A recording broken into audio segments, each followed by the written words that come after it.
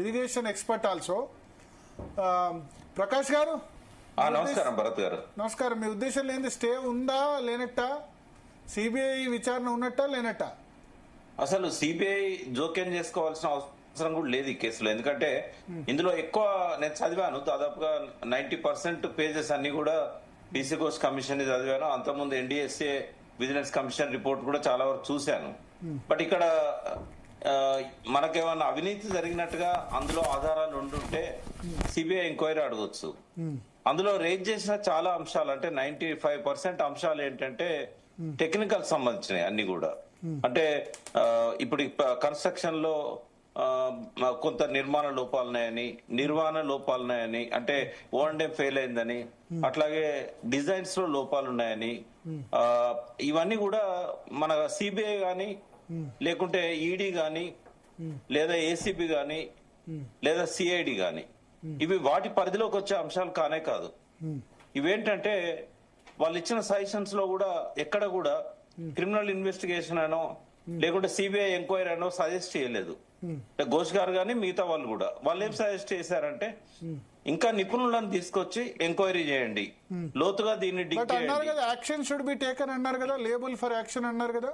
అంటే అది శరత్ గారు చెప్తారు. ఎందుకంటే ఒక కమిషను ఒక దోషిగా నిర్ధారించే రైట్ కమిషన్ కు ఉండదు. అది సివిల్ నేచర్ ఉన్న కమిషన్. ఇప్పుడు మీకు 1952 కమిషన్ ఆఫ్ ఎంక్వైరీ యాక్ట్ అది క్రిమినల్ నేచర్ కాదు, అది దోషిని నిర్ధారించేది కాదు. అది ఆయన పరిధి దాటాడు. అది ఓన్లీ సివిల్ నేచర్. ఎవిడెన్సెస్ అన్ని ముందు పెట్టొచ్చు. ఒకవేళ దాని మీద చర్య తీసుకోమనంటే సిబిఐకి ఇవ్వమని కాదు కదా. అంటే మనకు ఇంకా అవకాశాలు ఉన్నాయి కదా, మన దగ్గర కూడా డిపార్ట్మెంట్స్ ఉన్నాయి కదా. ఇన్వెస్టిగేషన్ అనేది స్టేట్ సబ్జెక్ట్ కదా, కాబట్టి ప్రతిదానికి సిబిఐ అక్కర్లేదు.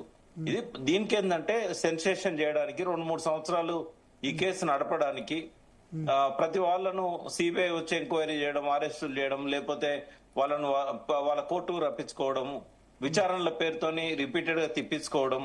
మనకు తెలుసు సిబిఐ గానీ ఈడీ గానీ ఏం చేస్తున్నదో. కాబట్టి నరేంద్ర మోడీ సపోర్ట్ తీసుకుంటున్నాడు రేవంత్ రెడ్డి. రేపు ఏది తేలకపోతే ఇటు నేరం చేసిందని బీఆర్ఎస్ ను, తేల్చలేదు వీళ్ళిద్దరు ఒక్కటే కుమ్మక్కైన బీజేపీని బదనాం చేయడానికి, దీన్ని పొలిటికల్ అడ్వాంటేజ్ తీసుకోవడానికి రేవంత్ రెడ్డి ఆ బాల్ ను సిబిఐ కోర్టులోకి, సెంట్రల్ గవర్నమెంట్ లోకి నెడుతున్నాడు. ఇలా పొలిటికల్ ప్రయోజనం ఉంది, కేసీఆర్ ను ఇబ్బంది పెట్టే రాజకీయ కుట్ర ఉంది. దీన్ని మనం చట్టపరమైన కోణంలో చూసినట్టయితే సిబిఐ ఎంక్వైరీ అక్కర్లేదు. ఇక్కడ నిపుణులను తీసుకొచ్చి చైనా నుంచో, జపాన్ నుంచో, థాయిలాండ్ నుంచో, ఎక్కడి నుంచో ఇటువంటి బ్యారేజెస్ ఎక్కడెక్కడైతే ఉన్నాయో వాళ్ళని తీసుకొచ్చి ఇంకా లోతుగా విచారణ జరపాలని చెప్పి ఎన్డీఎస్ఏ చెప్పింది. వీళ్ళందరూ చెప్పింది కూడా ఒక కామన్ అంశం ఏంటంటే ఈ 3 రిపోర్ట్లలో వెంటనే దాన్ని రిపేర్ చేయమని చెప్పారు. ఘోష్ గారి చివరి పేజీ కూడా అదే ఉంది. ఈ పబ్లిక్ ప్రజా ప్రయోజనాలను దృష్టిలో పెట్టుకొని వెంటనే దాన్ని రిపేర్ చేయమని చెప్పారు. అది మాత్రం చేయడు రేవంత్ రెడ్డి. అది ఒక్కటి తప్ప అన్ని చేస్తాడు. ఓకే. సో శరత్ గారు ఇవాళ కోర్టు